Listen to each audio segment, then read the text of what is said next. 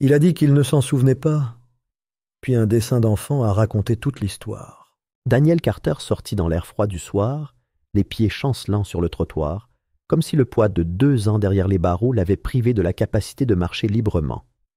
Le monde avait continué sans lui. Les rues, autrefois familières, lui semblaient désormais lointaines, comme un rêve à moitié oublié. Une voiture qui passait envoya une rafale de vent contre sa fine veste, mais il la sentit à peine. Son esprit était ailleurs, piégé dans le vide d'une seule nuit dont il ne parvenait pas à se souvenir, la nuit qui lui avait tout volé. Il avait été instituteur autrefois. Un homme déterminé, avec des élèves qui l'admiraient, des collègues qui appréciaient sa présence. Maintenant, tout cela avait disparu. Le procès avait été rapide, l'épreuve accablante et ses protestations dénuées de sens. Lorsque le marteau s'était abattu, ce n'était pas seulement sa sentence qui était scellée, c'était toute son existence. 2 ans en prison l'avaient vidé de son sang. Il était entré en prison sous le nom de Daniel Carter, un éducateur respecté, et en était ressorti comme un homme avec rien d'autre qu'un appartement vide et un nom irrémédiablement taché.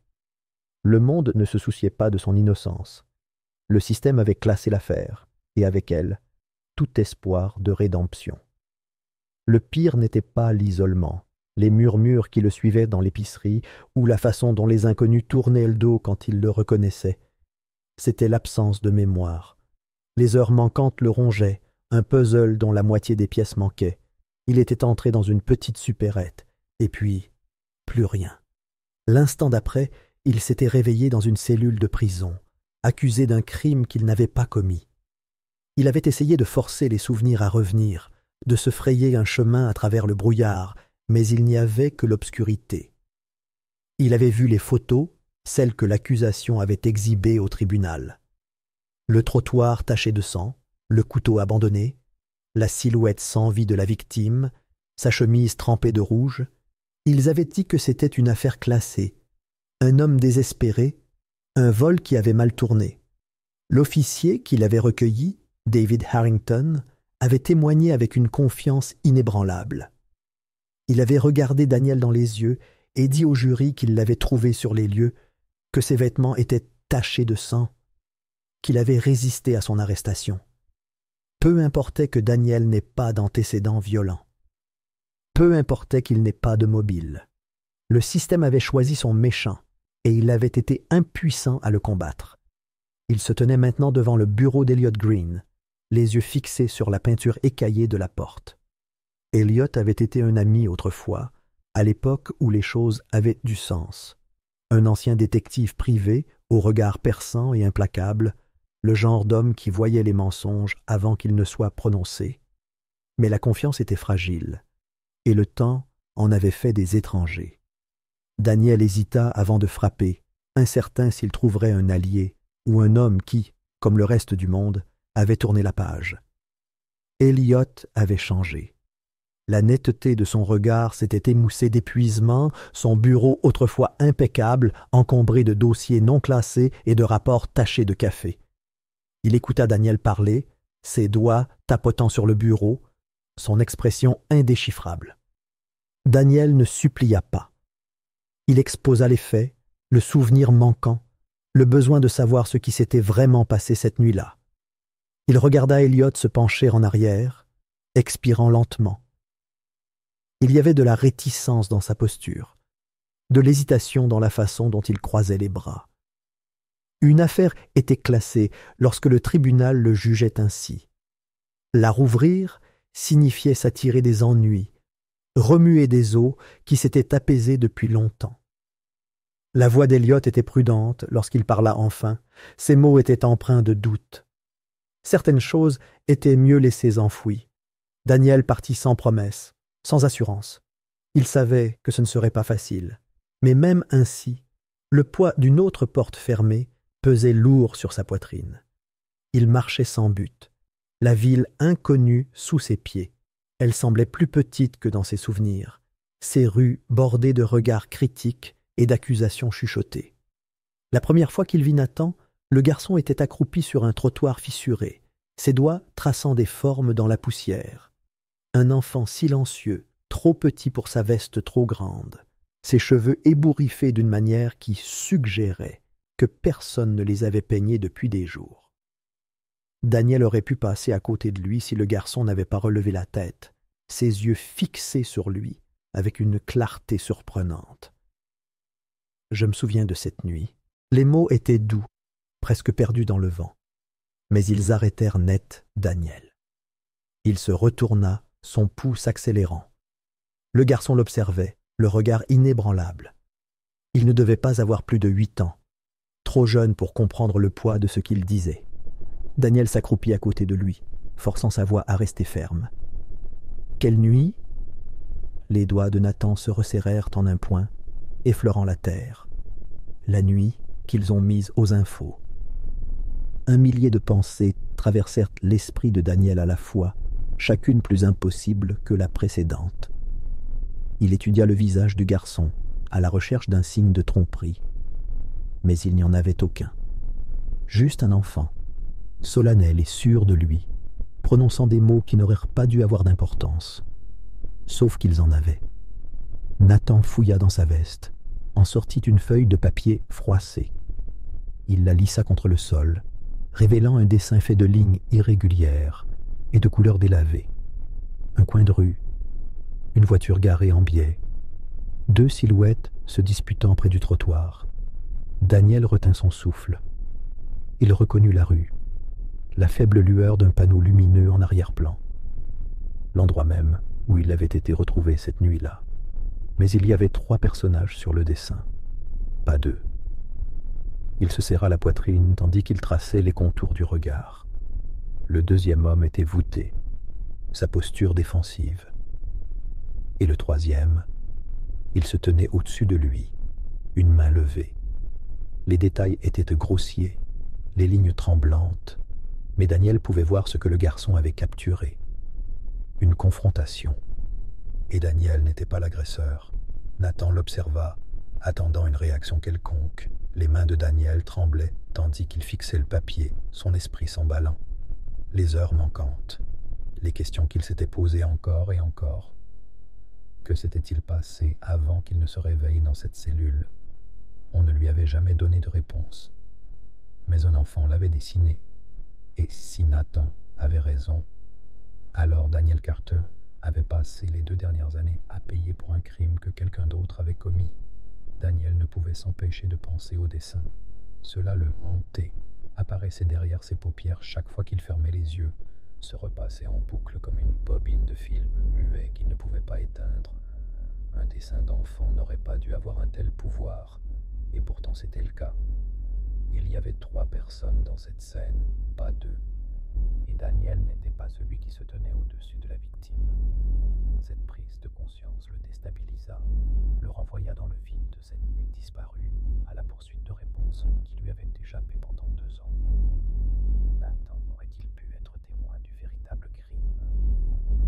Cette seule pensée suffisait à le déstabiliser, mais il avait besoin de plus que de spéculation. Il avait besoin de preuves. Sa première étape fut de retourner au dernier endroit dont il se souvenait. La petite supérette se trouvait toujours au coin de la rue, épargnée par le temps. L'enseigne au néon clignotait faiblement, projetant une faible lueur bleue sur le trottoir fissuré. En entrant, il s'attendait à ce que quelque chose, n'importe quoi, déclenche un souvenir, mais rien ne vint. Les allées lui semblaient étrangères, le bourdonnement des réfrigérateurs inconnu. Le caissier lui jeta à peine un coup d'œil, enregistrant un client avec le même désintérêt qu'il portait au monde entier. Daniel s'attarda près du comptoir, les yeux scrutant l'espace, espérant une lueur de reconnaissance, un détail égaré qui s'insinuerait dans son esprit. Mais il n'y avait que le vide. Dehors, l'allée derrière le magasin s'étendait dans l'obscurité, étroite et humide à cause de la pluie de la nuit précédente. Il marchait lentement, écoutant le bourdonnement lointain de la circulation, le murmure occasionnel de voix provenant d'un bar voisin. C'était là qu'il l'avait retrouvé, ou du moins c'est ce qu'il prétendait. Mais l'allée ne lui disait rien. Il n'y avait aucun sentiment de familiarité. Aucune réaction viscérale qui lui disait qu'il était déjà venu ici. Il passa une main sur le mur de briques froid, la frustration s'insinuant dans ses os. Il s'était attendu à ce que quelque chose change, qu'une prise de conscience soudaine le frappe comme la foudre. Au lieu de cela, le mystère demeurait, un vide refusant d'être comblé. Le désespoir le ramena à Elliot.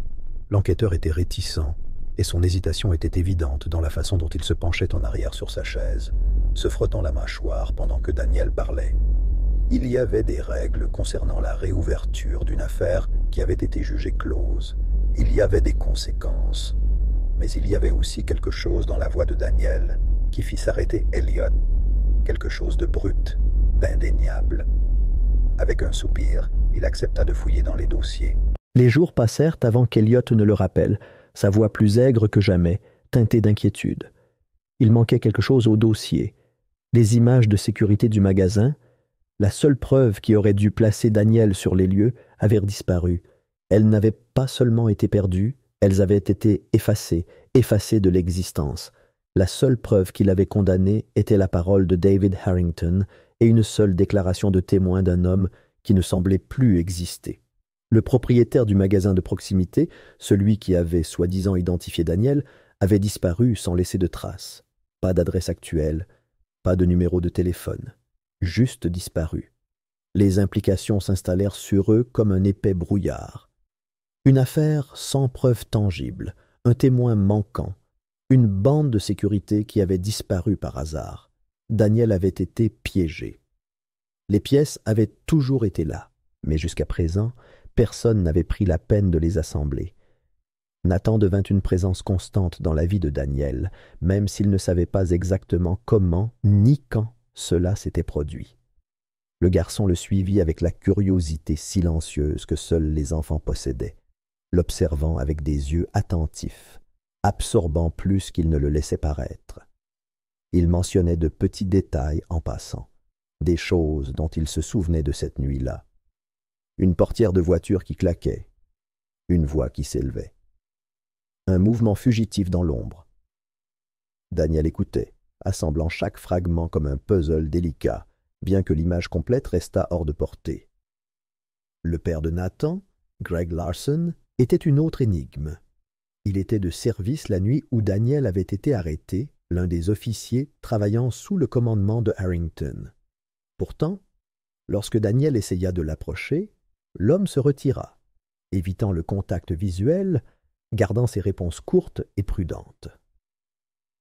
Il y avait quelque chose là-dedans, quelque chose de non dit, mais Greg gardait ses distances, comme si la proximité seule pouvait le rattacher à quelque chose qu'il avait passé 2 ans à essayer d'oublier. Ce n'est que lorsque Nathan fit un commentaire désinvolte que Daniel comprit pourquoi le garçon se souvenait de tant de choses. Il n'était pas censé être éveillé cette nuit-là. Son père avait cru qu'il dormait, mais depuis la fenêtre de sa chambre, Nathan avait tout vu. Il avait regardé la scène se dérouler dans la faible lumière du lampadaire, ses petits doigts pressés contre la vitre, tandis que 2 hommes se disputaient près d'une voiture garée. Il avait vu la bagarre, l'éclat d'un objet métallique, la façon dont une silhouette avait trébuché en arrière. Et puis, l'arrivée d'une voiture de police, avant même que Daniel n'apparaisse. Plus Nathan parlait, plus son croquis évoluait. Le dessin devenait plus détaillé, sa main se stabilisant à chaque coup de crayon. Il ajoutait de la profondeur aux ombres, aux contours de la voiture, à l'inclinaison de la rue. Et puis, un jour, il hésita avant d'ajouter un nouveau détail. La forme d'une arme, à peine visible à l'arrière-plan. Daniel la fixa longtemps, l'estomac noué. Si Nathan avait raison, alors quelqu'un d'autre était passé par là avant lui. Quelqu'un d'autre avait tenu l'arme. Quelqu'un d'autre était responsable de ce qui s'était passé cette nuit-là. Cette prise de conscience lui glaça le sang. Alors qu'Elliot et lui creusaient plus profondément, la tension autour d'eux s'épaissit. Le sentiment de malaise devint impossible à ignorer. Daniel commença à remarquer de petites choses, de subtils changements dans le monde qui l'entourait. Une voiture noire qui semblait toujours garée à un pâté de maison, son conducteur caché derrière des vitres teintées. Son téléphone, autrefois fiable, se coupait maintenant au milieu des conversations, l'écran se mettant à clignoter à intervalles irréguliers. Une impression d'être observé, d'yeux invisibles qui traquaient chacun de ses mouvements. Et puis, le message arriva. Il le trouva scotché à sa porte, une simple enveloppe blanche sans adresse de retour. À l'intérieur, un seul morceau de papier. « Laisse-le partir ». Les mots étaient imprimés en caractères gras et impersonnels, du genre conçu pour ne laisser aucune trace d'écriture manuscrite. Daniel le fixa, une peur lente et rampante s'installant en lui. Ce n'était pas un avertissement, c'était une promesse. Il aurait dû ressentir de la peur.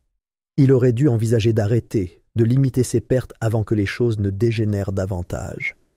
Mais il avait déjà perdu 2 ans de sa vie. Il était déjà considéré comme un criminel, abandonné du monde. Il n'avait plus rien à perdre. C'est pourquoi il revint chez Nathan ce soir-là, l'esprit en ébullition. Le garçon avait vu quelque chose, plus qu'il ne l'avait admis. Daniel avait besoin de tout savoir. Nathan le rencontra à la porte, son petit visage indéchiffrable, tandis qu'il le conduisait à l'étage. La pièce était faiblement éclairée, la lueur d'une lampe de chevet projetant de longues ombres sur les murs. Le regard de Daniel balaya les papiers éparpillés, les crayons usés jusqu'au bout. Et puis il le vit, un carnet oublié, laissé ouvert sur le sol. Il le ramassa avec précaution, feuilleta les pages, son souffle s'arrêtant à chaque croquis, scène après scène, chacune plus détaillée que la précédente. La dernière page fit trembler ses mains. Une silhouette se tenait au-dessus de la victime, un pistolet dans la main. Un uniforme de police s'accrochait à sa silhouette, le badge reflétant la faible lumière de la rue. Le pouls de Daniel battait fort dans ses oreilles. Nathan avait dessiné la vérité, et la vérité était bien pire qu'il ne l'avait jamais imaginé. Daniel et Elliot étaient assis dans le bureau faiblement éclairé, les papiers éparpillés sur le bureau, le poids de la vérité pesant sur eux comme une poigne de fer. Les morceaux étaient là depuis toujours, éparpillés, fragmentés, enfouis sous des couches de tromperie et de temps. La victime n'était pas un simple passant, pas une victime anonyme d'un soi-disant braquage qui aurait mal tourné. C'était un journaliste, un homme avec un nom, un objectif, une cible sur le dos bien avant cette nuit-là. Il enquêtait sur la corruption au sein du département de police, tirant sur les bords effilochés de quelque chose de trop gros pour être ignoré. Et pour cela, il avait été réduit au silence. Daniel serra les poings, son esprit s'emballait. Il avait passé 2 ans à payer pour un crime qu'il n'avait pas commis, et maintenant il comprenait pourquoi. Son arrestation avait été calculée, méthodique, une diversion, un bouc émissaire pratique pour envelopper l'affaire dans un joli nœud, pour effacer la vérité avant qu'elle ne fasse surface. Harrington s'en était assuré, mais connaître la vérité ne suffisait pas. Les preuves étaient faibles. Un dessin d'enfant, un carnet rempli de croquis, ce n'était pas une preuve. Aucun tribunal ne l'écouterait. Le système judiciaire qui l'avait si facilement condamné auparavant serait tout aussi prompt à le rejeter maintenant. Il leur fallait quelque chose de plus, quelque chose d'indéniable. La réponse venait d'une source improbable. Greg Larson se tenait dans l'embrasure de la porte du bureau d'Elliot, le visage pâle, la posture rigide. Il avait passé des années à se mordre la langue, à ravaler sa culpabilité, mais le poids du silence était finalement devenu insupportable. Sa voix s'était rauque quand il parlait. Chaque mot tremblait sous son propre poids. Il savait que quelque chose n'allait pas. Cette nuit-là ne lui avait jamais plu. L'affaire avait été bâclée, les dossiers ajustés, les détails réécrits avant même que l'encre ne sèche. Harrington avait pris le contrôle dès le début, dictant le récit, ne laissant aucune place aux questions. Les autres officiers avaient suivi les ordres, que ce soit par peur ou par loyauté aveugle, et Greg avait fait de même. Mais il y avait autre chose, quelque chose que Daniel n'avait jamais su. Il n'avait pas été retrouvé sur la scène du crime. Greg hésita, ses mains agrippant le bord du bureau comme pour se stabiliser. Quand Daniel avait été emmené, il était déjà inconscient, On l'avait retrouvé à des kilomètres de là, affalé près d'un terrain abandonné, la tête en sang suite à une blessure que personne n'avait pris la peine d'expliquer. On l'avait abandonné, jeté comme une pièce à conviction qui ne correspondait pas au puzzle. Daniel tituba en arrière, le souffle coupé, les heures manquantes, le vide noir dans sa mémoire. Ce n'était pas un oubli naturel. Quelqu'un avait fait en sorte qu'il ne s'en souvienne pas. Quelqu'un avait voulu qu'il soit hors de portée, docile, incapable de se défendre. La vérité le fit frémir. Il n'avait pas seulement été piégé, il avait été effacé. Et maintenant, Harrington savait qu'il creusait. Le premier signe fut une ombre qui se rapprochait trop, s'attardant juste au-delà de sa ligne de vue.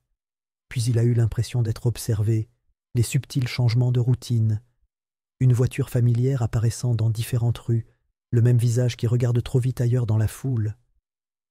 Ses appels téléphoniques ont été interceptés par des parasites, ses messages n'ont pas été lus. Puis est venu l'avertissement direct. Harrington le trouva seul devant le restaurant délabré où il avait pris un café, l'air décontracté mais le regard perçant. Sa voix était douce, condescendante, teintée d'amusement, tandis qu'il rappelait à Daniel à quel point la mémoire pouvait être peu fiable. Comment les histoires pouvaient être réécrites, comment personne ne croirait un homme comme lui. Il pouvait s'en aller maintenant, laisser le passé derrière lui, vivre une vie tranquille. Daniel tenait bon. Il n'avait plus rien à lui prendre. Il avait déjà tout perdu, sauf la vérité. Et il ne laisserait pas cela lui être volé aussi. Harrington partit avec un sourire narquois, son message délivré.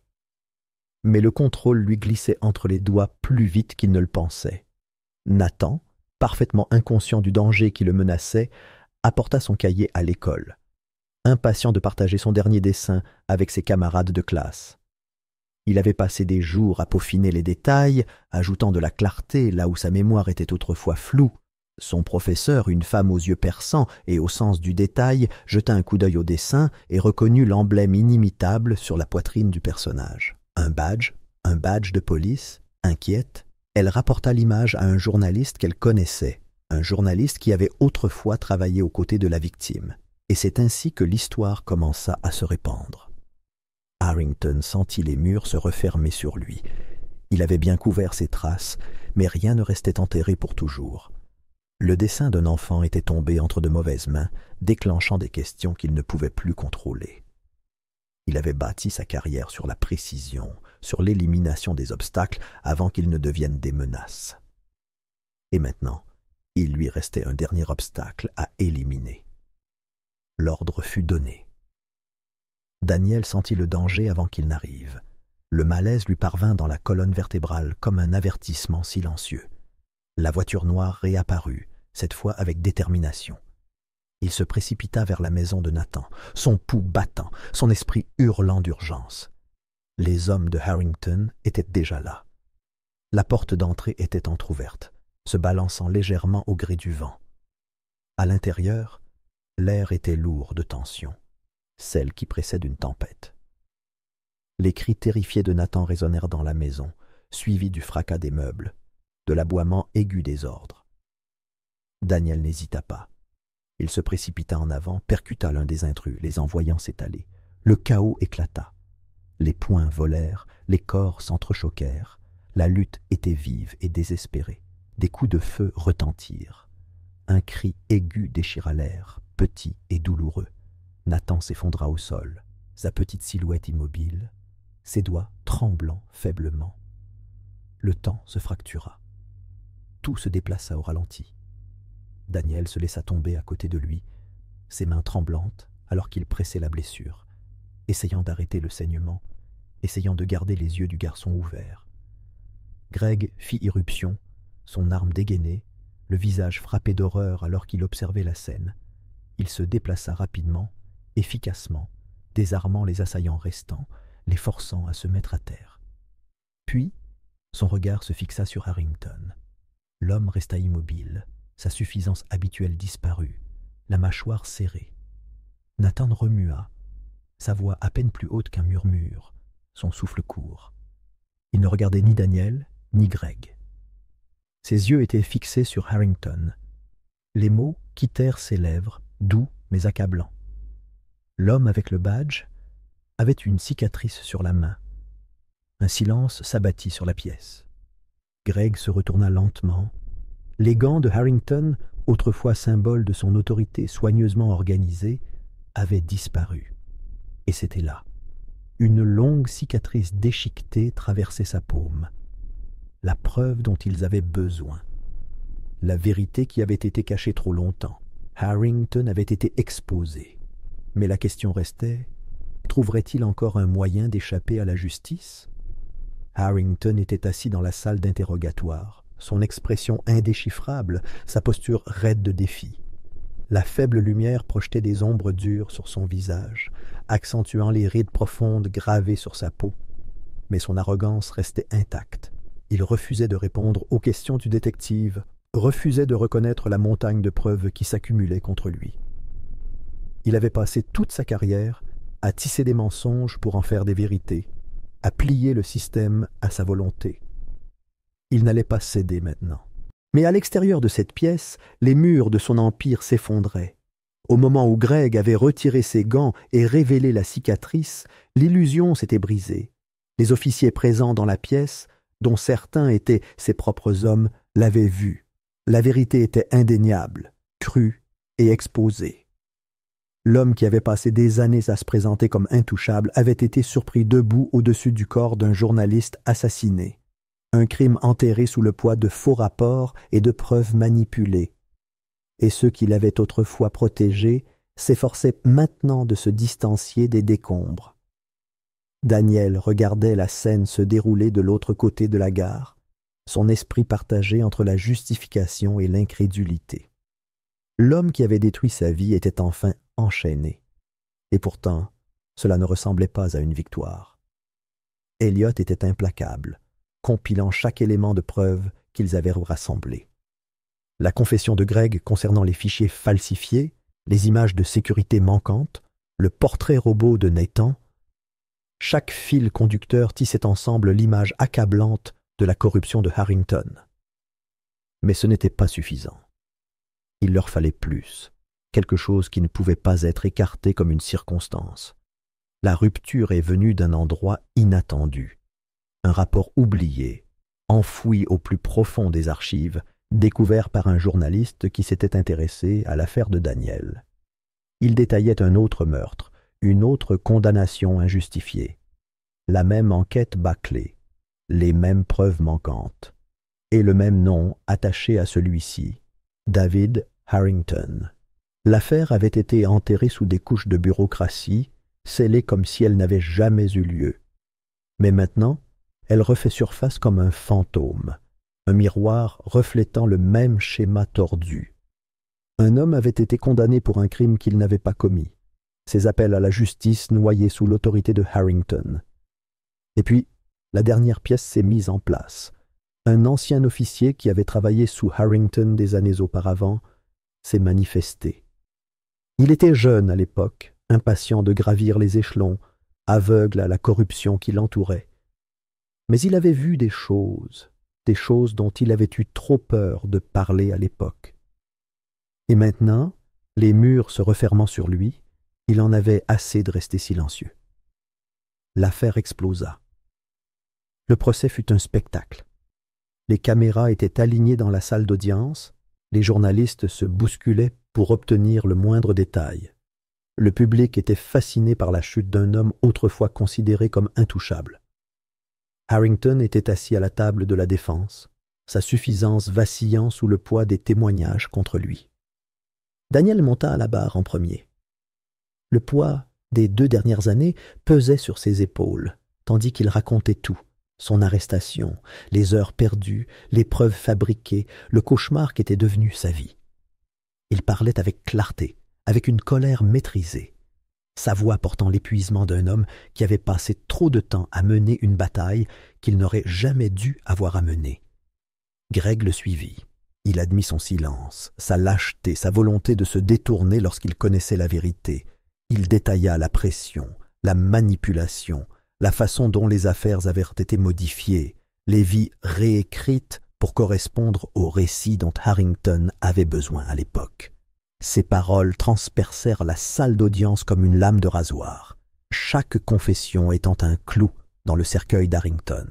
Puis, Elliot arriva, exposant le fouillis de corruption qu'ils avaient découvert, les images manquantes, le faux témoin, les officiers qui avaient été contraints de se conformer. Les preuves parlaient plus fort que n'importe quel témoignage. Et enfin, l'ancien officier. Sa voix tremblait, tandis qu'il racontait le passé. La façon dont Harrington avait bâti sa carrière sur les ruines d'hommes innocents. Il décrivit les schémas, les méthodes, la précision minutieuse utilisée pour s'assurer que personne ne remette jamais en question les résultats. Jusqu'à maintenant. La défense d'Harrington s'effondra.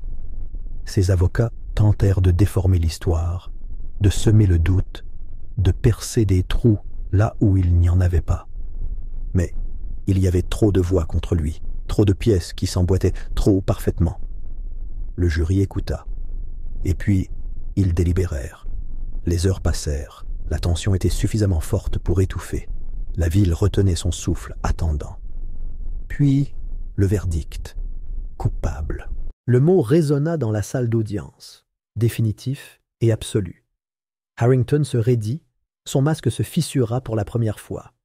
Il était entré dans le procès en s'attendant à manipuler pour s'en sortir, à déformer la vérité comme il l'avait toujours fait. Mais cette fois, il n'y avait pas d'échappatoire. Les murs s'étaient refermés et il n'y avait plus d'endroit où fuir. La sentence fut rapide. Prison à vie. Aucune chance de libération conditionnelle.